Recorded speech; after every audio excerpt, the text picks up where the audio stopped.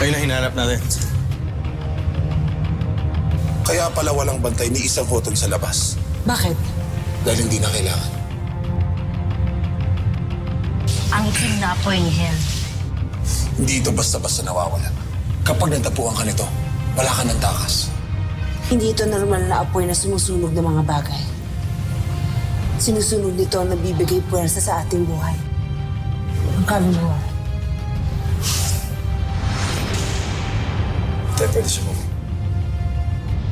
Kailangan makuha natin ng guantes. Bayo! Ito, Kailangan ko subukan. Hindi tayo pwede nakatayo lang dito.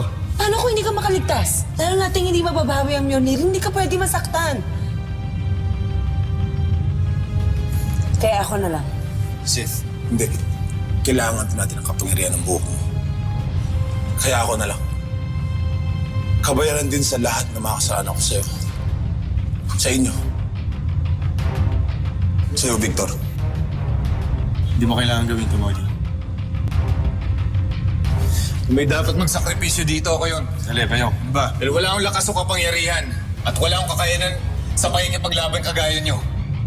Pero alam ko ito lang may tutulong ko para mailigtas ko ang asawa ko. Pero may anak ka naghihintay sa'yo, Percy. Pa, hinihintay niya si Lynette. Mas kailangan niya ang nanay niya. Victor, gagawin ko to para sa mag-ina ko. Basta ipangako mo sa akin na babawiin mo si Lynette. Pa, alagaan niyo po sila. Yun lang ang hiling ko. Hindi mo kailangan gawin niya, Percy. Pa, Sabihin mo sa mama mo at sa kapatid mo, mahal na mahal ko sila. Kayong lahat. pa, teka. Kayong lahat, Victor! Tawag mo gawin ko!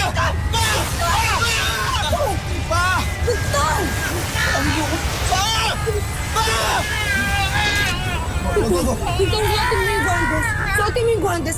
Pwede mo pa masagip ang ama mo. Pa, teka, saglit. Dali pa. Ito na.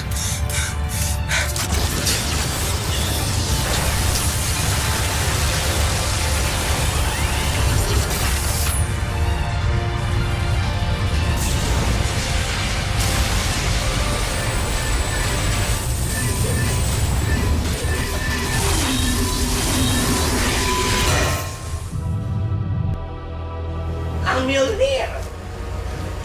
Nakita kong bumubulusok papuntang langit ang Mjolnir. Isa lang ibig sabihin nito.